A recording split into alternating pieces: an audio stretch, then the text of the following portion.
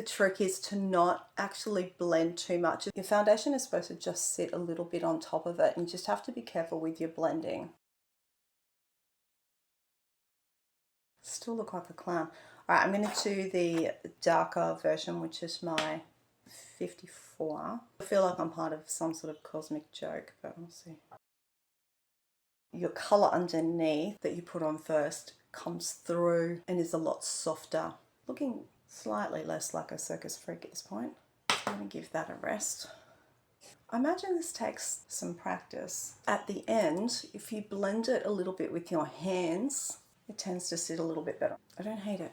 Even though I've put quite a lot of blush on, I probably need to put a little bit more of something on top. Bronzing drops on, put a bit of depth back in my face. I was a bit heavy-handed with my blending because it freaked me out a little bit, all that colour. Then maybe I should have trusted the process. Touch of my Bahamas Babe. These are all cream products, so it's not going to mess up what I did with the underpainting. Okay. I can see it coming together now. Maybe I was just a bit impatient. Shocking.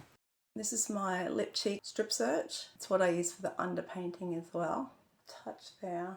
Okay, actually quite nice. It is very different compared to the traditional way I would normally do makeup. There's something a lot more subtle about it, which is interesting because you do use quite a bit more makeup than I would normally put on my face. It's just a touch of powder for me. Do you know what? I actually quite like this. I was skeptical before I went in. I think for a first time, it's not too bad.